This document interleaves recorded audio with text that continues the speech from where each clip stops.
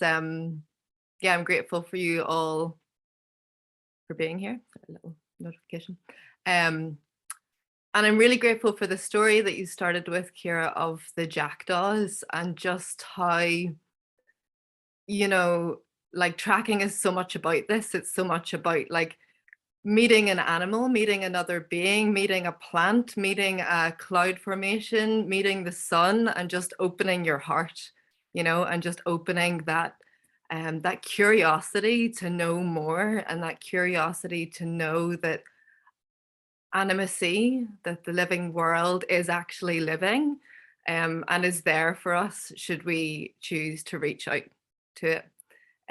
So yeah, I thank you for sharing more about jackdaws with me. I've learned a lot, and yeah, I want to begin with what tracking essentially is, which is storytelling, and possibly one of the most ancient forms of storytelling. So if you imagine our ancestors long ago, not only could they look at a track on the ground and pick out like the different features from that track, but they were also able to then link those patterns on the ground to an animal, and not just any animal, but possibly even an individual animal that they had a relationship with or that they were tracking or trailing. So it's often said that really tracking is what has helped grow our brains to be what they are now, as creatures who think symbolically, as creatures who tell stories, as creatures who move in communities.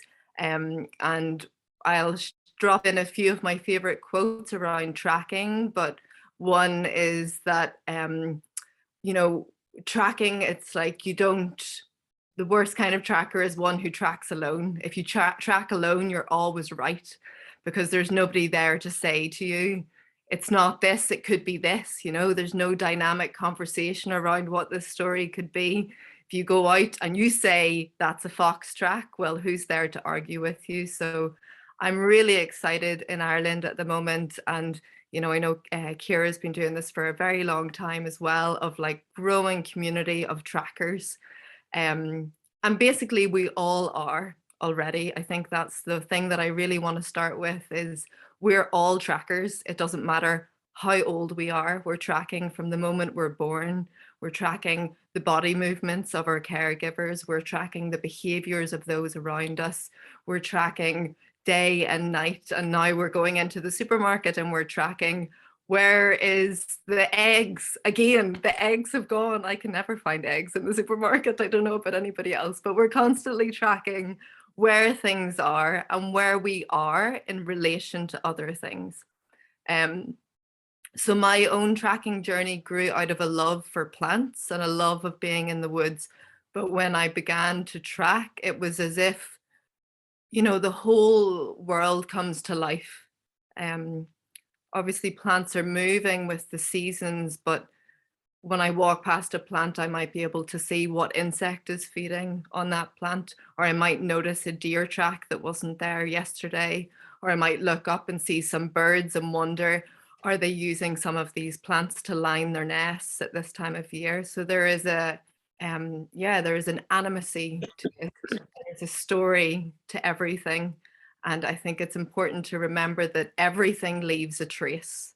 So we leave a trace, everything leaves a trace, even the tree leaves that are brushing against the ground and making a path of the leaves. This too has an animate spirit as well. So yeah, with that, I want to begin with a video that I took at the weekend when I was in Donegal.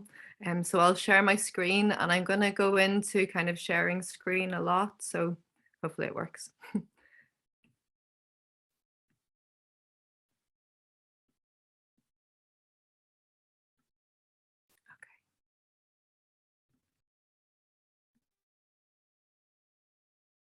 It's a very quick video.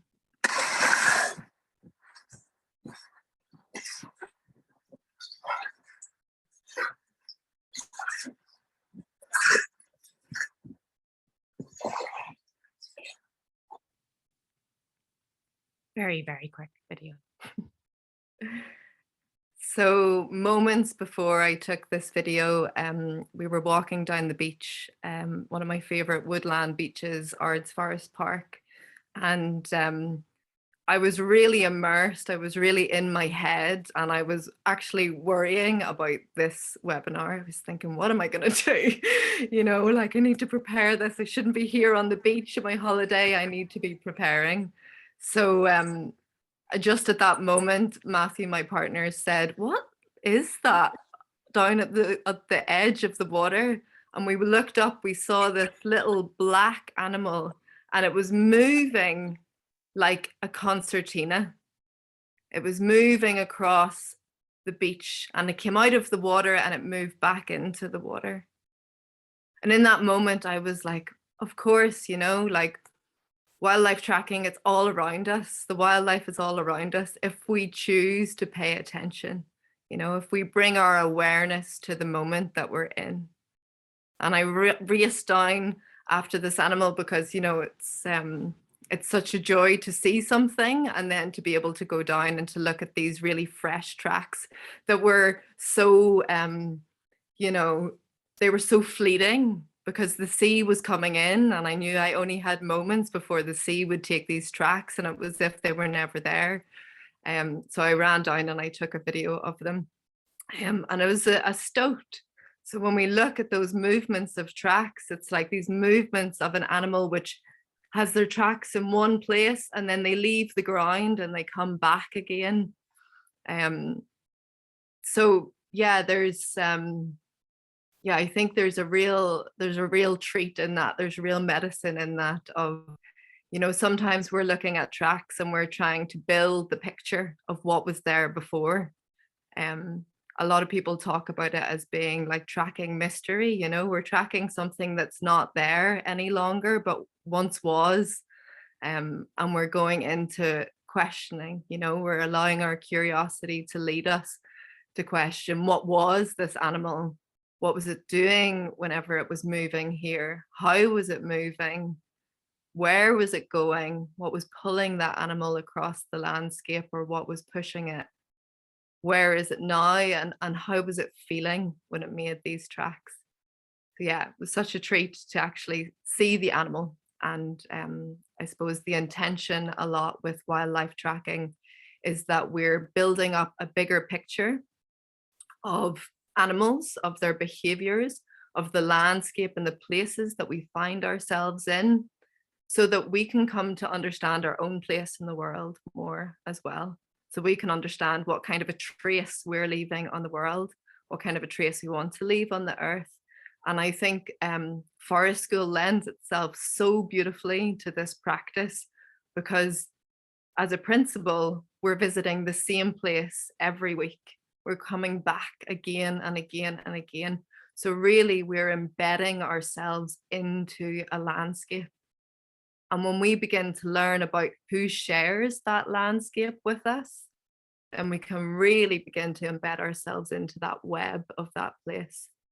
And having worked in the Phoenix Park in the Furry Glen for 7 years, that's like the thing that I feel grateful for when I go back there is I know, you know, where the deer usually move there. I know when the season comes where the sparrowhawks are going to be breeding. I know where the badger set is. I know where the fox might have moved. So really it is does feel magic, you know, it feels absolutely magic. And it's something that is so embedded in our DNA, in our who we are as a species.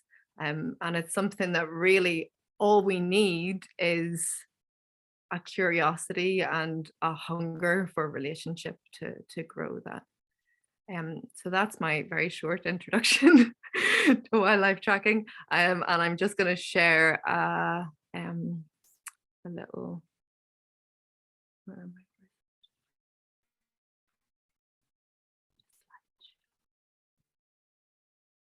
All right. So yeah, I've given this talk the name Keeping Track, the Art of Wildlife Tracking. So wildlife tracking is known to be an art and a science, and I will share a PDF of a free book which is written by an amazing tracker called Louis Leibenberg, who's based in the Kalahari, and he works very closely with the Sand Bushmen, who are phenomenal trackers of that place. Ask them to come over and track our beech woodlands or oak woodlands, it would be a different story. They're reading tracks in the sand, but we're really of our own places. But yeah, he calls wildlife tracking the origin of science. And the reason for that is because when we approach a track or we approach a piece of sign, we're gathering evidence. So we're looking at what we see. So we might approach a track on the ground and we begin by looking at, does it have paws or does it have a hoof? How many toes does this animal have? Does it have claws? Where are they? What is the size and the shape of the pads? And where are they in relation to one another? So this place where you can see in the pictures, the place where the mud is pushed up, this is known as the negative space. And the shape of the negative space can tell us a lot about a track or what animal it might be too. What direction is the animal moving? So we can draw a lot out just by observation. And really for me, this is my mindful practice, because it's very easy to go to a track and look at it and say, oh, I know what that is. That's a dog. It's clearly a dog. But really, when we slow down and we begin to name things, it does something for us. It really slows down our nervous system. We begin to tune into the finer details, and we begin to learn the importance of not jumping to conclusions, which I think is such a transferable skill across all of our lives. Of how do we gather all of the information that is present to us, and to make a hypothesis, to make kind of what is this story, and then to go back to it and to see if that hypothesis is true. So in this sense, it's known as a science. And then there's so much of an art in this practice as well. It's really, like I said in the beginning, like it's storytelling. We have to use our imagination. We have to use that sense, which is what, creates our human niche, like this incredible imagination that we have. So really slowing down and naming what it is that we see.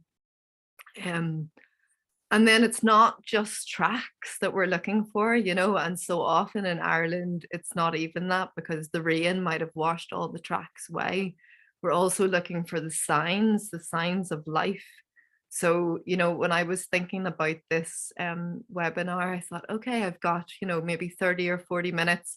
That's about the length of an episode of EastEnders. And really, when you're tracking, it does feel like a soap opera sometimes. It's like there's love, there's murder, there's feeding, there's territory marking. It's so it's so thrilling when we really think about, like, wow, I mean, this bird was just here and then it got grabbed by a sparrowhawk and it was plucked, and then a fox came along and it scared off the sparrowhawk and it started to feed. And there's so much juice. It's so juicy as a storytelling. So we're looking for signs of beds, signs of where animals live, whether that's nests. Such an amazing time to be looking for nests before the leaves come back on the trees. And also I've been watching a squirrel in the park rebuilding their dray, so the squirrel nest, in preparation for new baby squirrels being born. So just as a tip on squirrel drays, if you see what looks like a nest in a tree and it has leaves in it, it's most likely going to be a squirrel dray, because squirrels will build with branches which have leaves on them. So that's just a little top tip for now.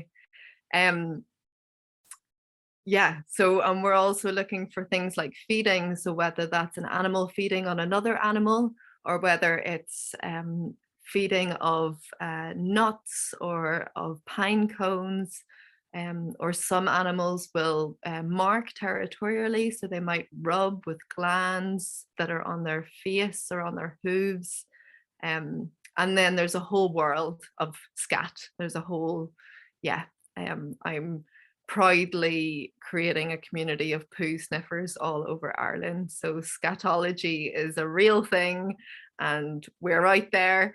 But yeah, a scat of an animal can tell us so much about who it eats, what it's eating, you know, and all of the seasonality comes into that as well. So in the autumn time, it can be so difficult to tell scats apart because so many animals are feeding on the same thing. You know, there's rowan berries and hawthorn berries and ivy berries everywhere that you look.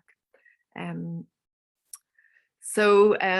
yeah, I'm just going to move on to a video here.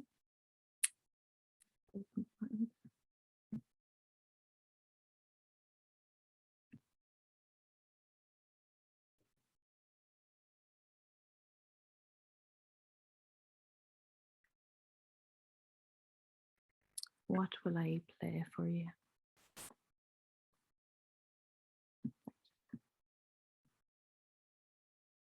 And maybe Kira, you can tell me if you can hear sound.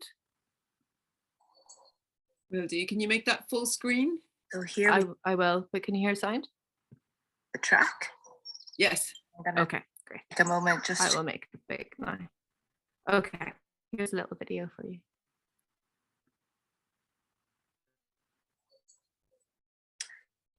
So here we have a track. And I'm going to take a moment just to count the toes on this track. So we've got 1, 2, 3. Lucy, we can't see any video. 5 toes. Really?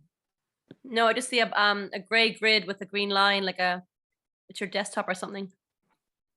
I can see it and hear it okay. Really? Same here, so it might be yourself, Terry. Oh. Okay. Sorry, go ahead. Is it just you? It's looking okay in chat, a little bit delayed, but I think that's just, it's okay. Yeah, go ahead. Yeah, I can see it, no problem. Great. And a big blocky palm pad, which should be this part of our hand, which is shaped a little bit like a little kidney bean. And just in front of the toes, you can see 1, 2, 3, 4 claws. So we have a 5-toed animal with big claws and a kidney-shaped pad. So this is really classic badger track. And in a badger track, all of these toes are in front of the kidney-shaped pad. And why do you think they have such big claws? They're digging out. There are enormous sets. So badgers live in these sets and they move tons of earth from underneath the ground. So they need these huge big claws on their front feet to take out all of the earth. And that's how we can tell that it's a front or a rear badger track. So this would be a front. And because this is a tiny little toe, you can barely even see it. In badgers, this is equivalent to our thumb. So if we put our hand on the track, and that would be the thumb, and those would be the other toes. So this is a front right track. And if we move on down here, hopefully you'll be able to see the other tracks.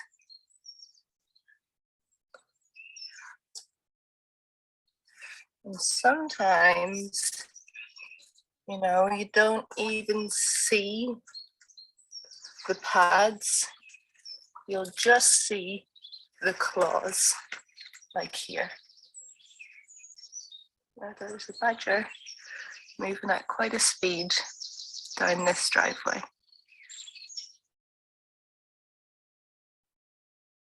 So yeah, might look familiar in this picture now. So yeah, that's just like a little introduction of like how I would begin to look at a track, and then like some tips on why that is a badger track.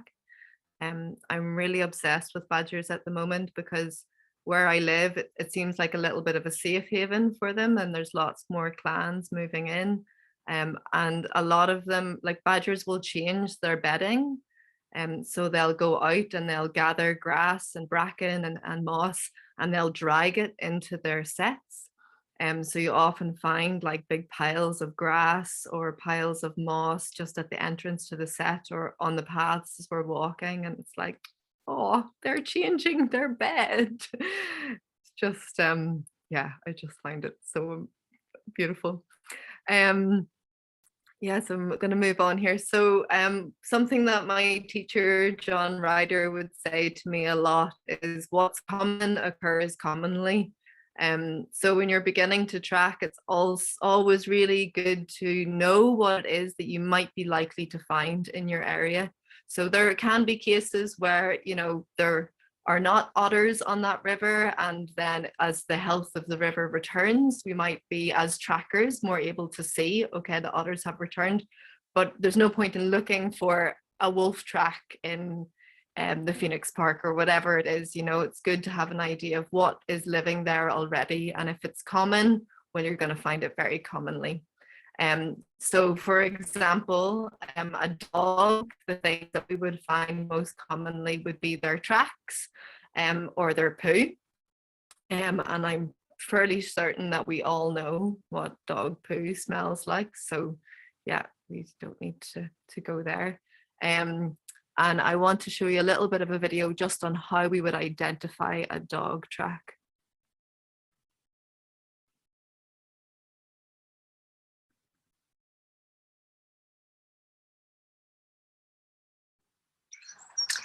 Now, another animal that has big claws on the front is this one.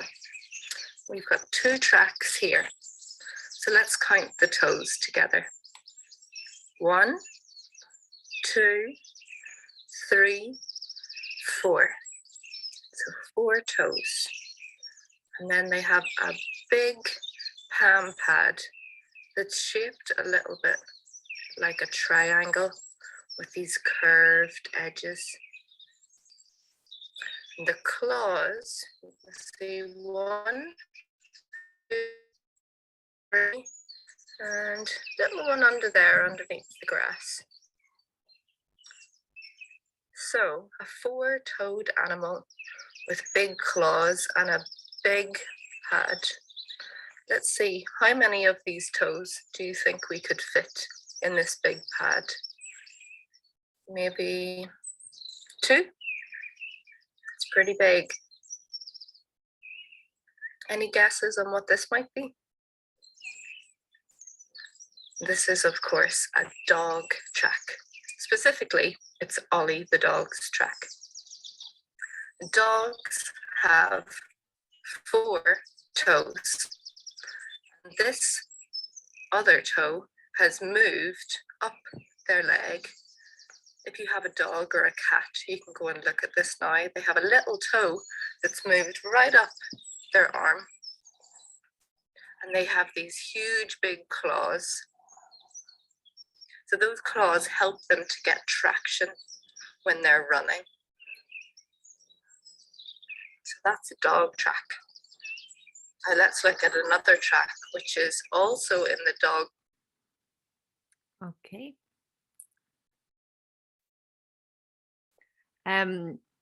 So yeah, I'm going to come back. Oh no, maybe I'll go. If I show you this picture of this track then, so this is also another canid.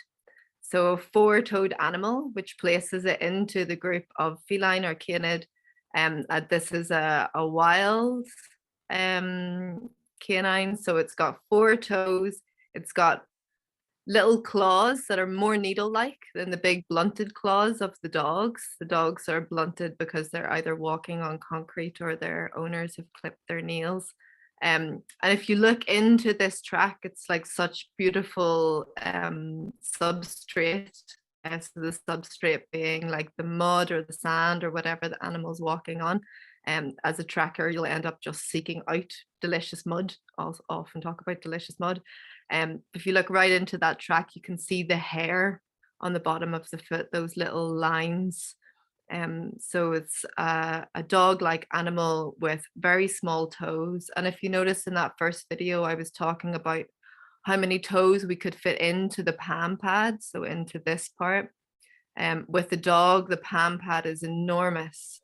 And with this animal, it's like almost the same size as the other toes, which are there. So I'm sure you can probably drop into the chat what you think that might be. Yes, spot on, Miriam. That is a fox, indeed. Yeah. So yeah, fox tracks tend to be a lot kind of tidier than dogs. And really, if you look out for like this palm pad as a giveaway, and we also talk about the negative space, so the space between. So in a fox, it's almost like an X shape, or draw a line across those two toes without hitting any pads. Whereas in a dog, you can't do that.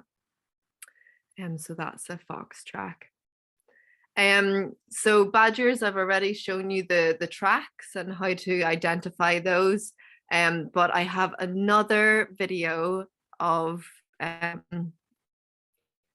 some poo. You'll be able to hear. Now, here's a beautiful thing to brighten up your Monday: a poo in a hole. And it's not just one hole. There's lots of holes around here. So not all of them have poos in them. This is really typical badger behavior. So badgers will, not always, but a lot of the time, dig a hole called a latrine, which is another name for a toilet.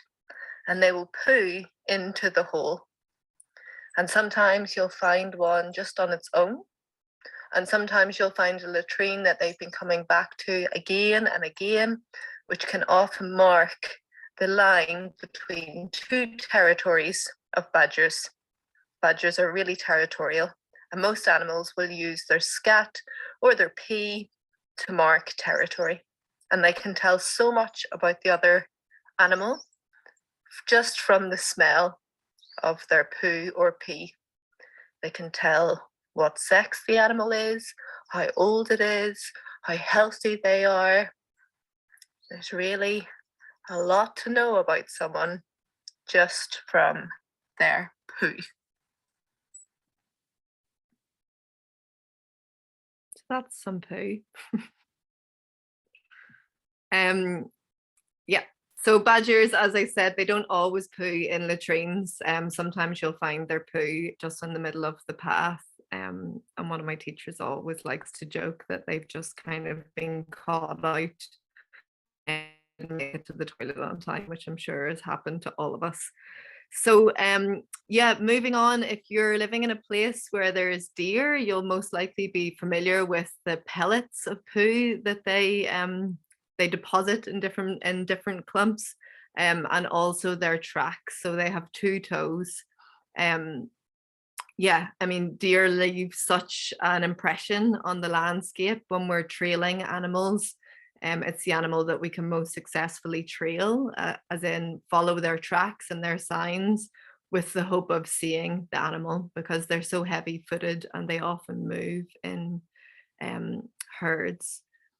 And then squirrels as well. I mean, the ground was just covered in squirrel feeding signs today when I was there. And something that's really cute to know is that squirrels have tables that they will eat from. So like in this picture here, they will come onto a raised platform, so whether that's a stump or a rock or a log, and they will eat on top of that place. So you can come upon a squirrel's table, which just looks like a squirrel has had a really big messy feast. And they'll do this to be able to keep an eye out for predators as they're eating. So it's kind of the most common kind of sign that we come across with squirrels. Quite often you can see their tracks as well. But yeah, it's a real treat to see the tracks actually. Territorial marking, they have little glands on their cheeks. So they'll gnaw into bark and rub their cheeks on the bark. And yeah, this is just like a kind of calling card to all the other squirrels to let them know who's in town. So I have one more video to show you, and this is, yeah, somebody's home.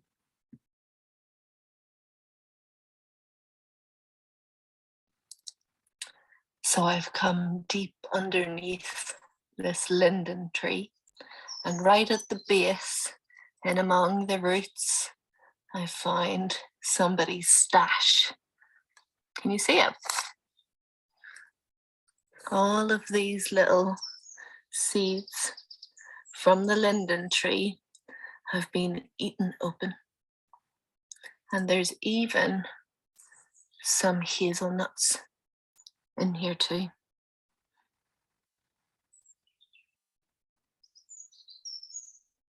This is very typical mice behavior.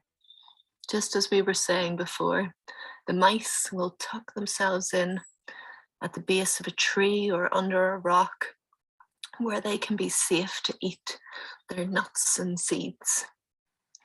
And on this hazelnut, but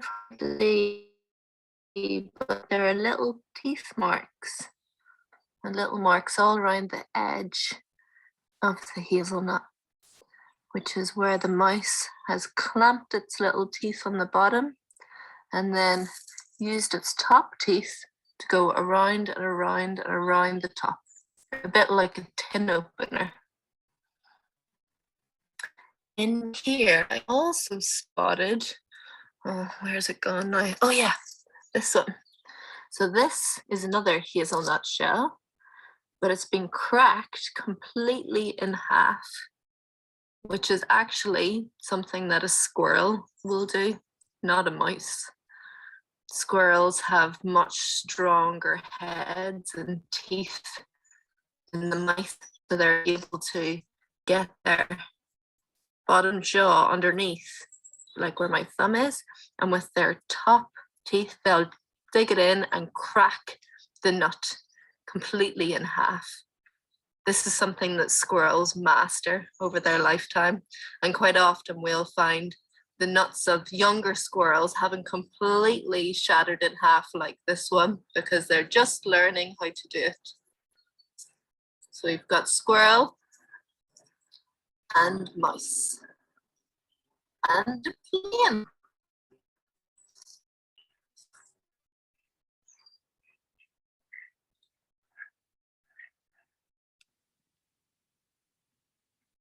Okay. So I've stopped sharing there because classically I have run out of time and there's just so much to say. But I suppose one thing that I want to bring attention to in the description, you know, I talked about giving tips and tricks to incorporate this into our work as far as school practitioners.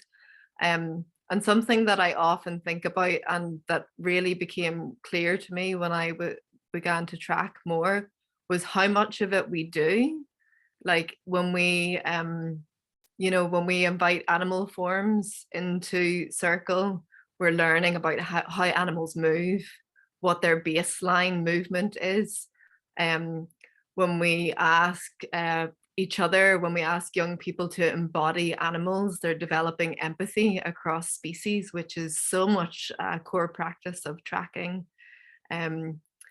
When we are also tracking the young people that we're working with, when we're asking them questions that doesn't give the answer, but invites them into a deeper passion, a deeper love for the earth, that's also tracking.